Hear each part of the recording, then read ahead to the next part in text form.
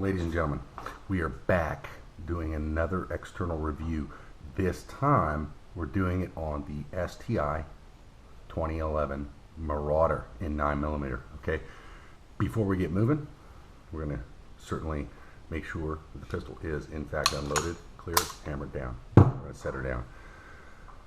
In California, we are only allowed 10 rounds, so this magazine has been modified to hold 10 rounds, but the pistol ships with a 20-round magazine for those of you that are fortunate enough to be able to have one of those. Okay, in my hand, I feel the pistol is very comfortable, and all the controls are obviously where I am accustomed to them being a 1911 guy. So what's the difference, or what are the differences really between the 2011 and a standard 1911?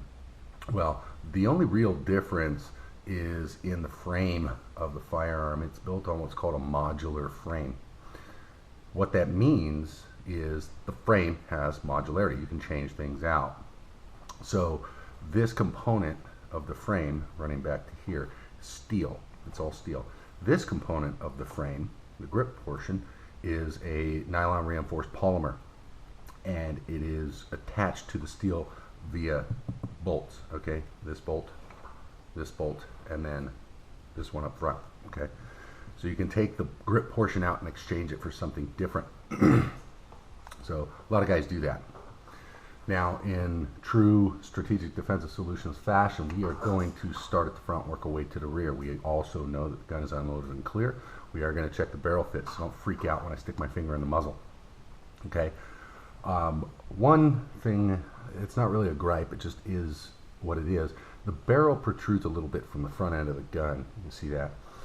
I prefer them to be flush, or almost flush at least. Not that it is a plus or a minus, it just is what it is. That's what I prefer. But, however, the barrel fit is really well done. Now, these are not semi-customs, right? But they are a very high-end production level pistol. They do fit the barrel, so the barrel doesn't move around in the bushing, and the bushing isn't able to be moved around in the slide. But they're not hand fitting the frames and slides. They're machining them to relatively close tolerances, and then making sure that they're smooth. So they do lap them, but you can get fucking mosquito. You can get a little bit of movement if you listen. Okay, in the front end and in the rear end of the gun. But I want you to listen to this. It's a really smooth gun. Okay, for a production level, even though high-end production pistol, you can get a nice smooth product, right? Listen to that.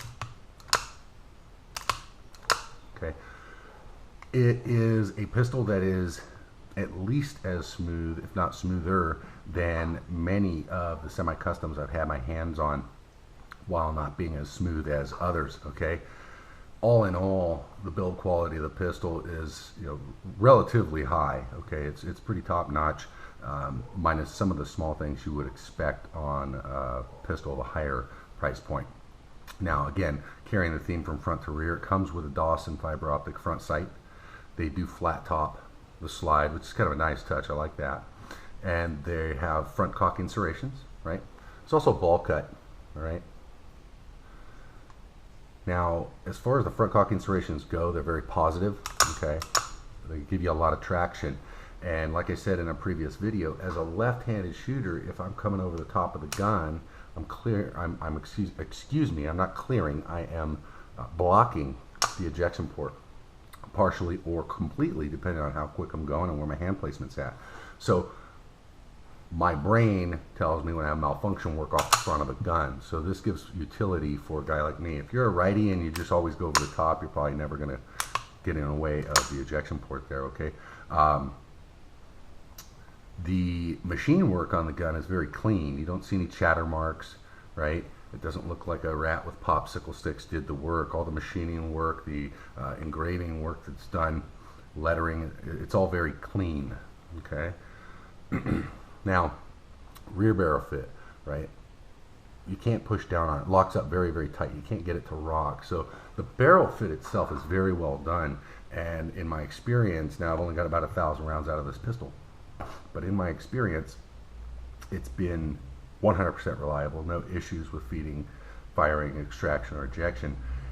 And it's been a remarkably accurate pistol. It's also incredibly smooth to shoot because it is a full-size firearm in 9mm. I apologize for that. Sometimes we get a little traffic noise. It does have a rail system for weapons mountable light should you choose to add one to the gun. They also flush cut, right, if you can see that, they flush cut the slide stop pin, and they relieve the frame around it. So if you're a lefty and you're shooting and you've got relatively short thumbs, if you're pressing in on that, you'll deadline your gun. So it's a nice touch to keep that from happening. As far as the rear sight goes, right here, I first experienced this sight on a 4-inch STI Lawman I had in 9mm, which was another remarkable gun from STI. And I like the utility of it because it gives you all of the benefits of a standard Bowmar adjustable sight without the big billboard in the rear to get caught up on clothing and all of that, while giving you the same profile as a set of Novak combat sights. The utility of the adjustable for windage and elevation, okay, so it's a fully adjustable sight. If you're shooting at distance and you want to zero up for different point aim, point impact at different distances, you can do that. I tend to set them for 15 and then forget them, okay?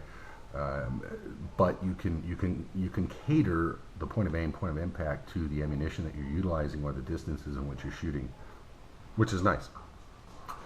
Let's keep going to the rear, the theme here. The ambidextrous safety. If you notice, the paddles stick out an equal amount, so you don't have what would be, as a lefty, my primary paddle being the smaller of the two, which I find to be distracting. And sometimes it can cause you not to get real positive engagement of that paddle. And it works very well. It's clean on, clean off, okay? Nothing you wouldn't expect it to do, okay? The pet peeve, let me drop the hammer here, the pet peeve I have with just about any gun is that even with the hammer down, you can move the safety. And you can move it enough, oh, there we go, okay?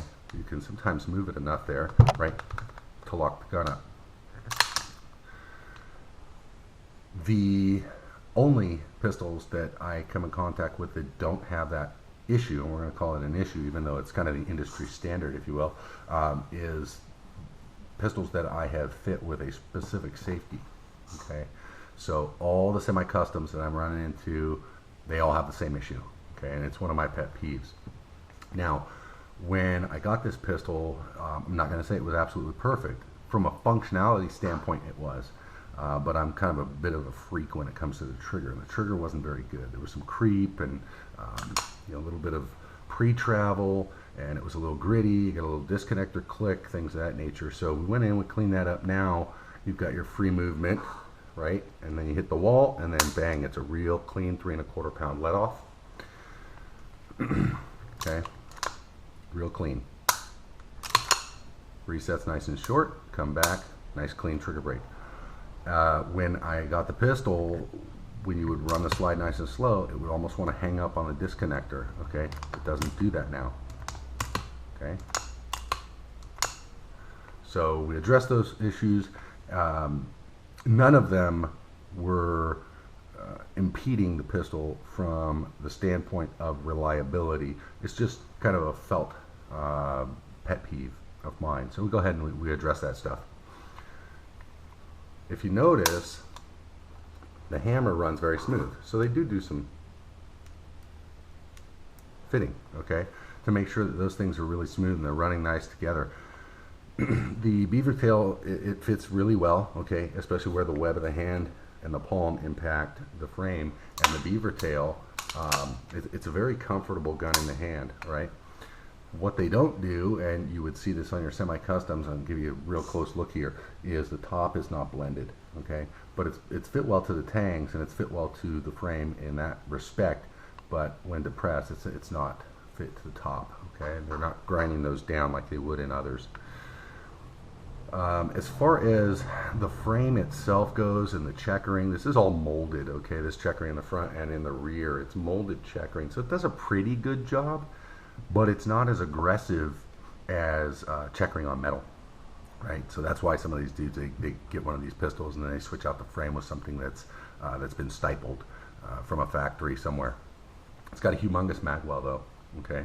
So you really don't even have to look at the gun to just throw that thing in there, right? It just goes right in.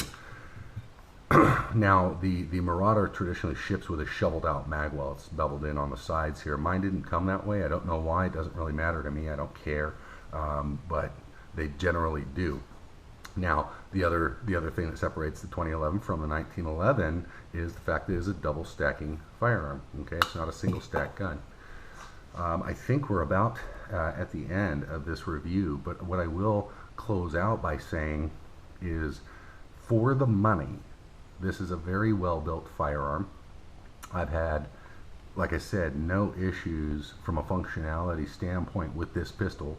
I've had no issues from a accuracy standpoint with this pistol, and from an overall quality and control standpoint, this is my second STI, and I am really a fan of their products. So if you have an opportunity to grab one, I would do so. Again, if you've got the opportunity. Not all of us in California do. And if you want to know anything else about this pistol, or if you want me to review another pistol, make sure that you like and you subscribe and you share across, Facebook, and then go back and get into the YouTube page and do the same. And let's engage in some conversation, and let me know what your thoughts are on my reviews and on other pistols that you want to see reviewed. So that about closes this one out. Have a great day.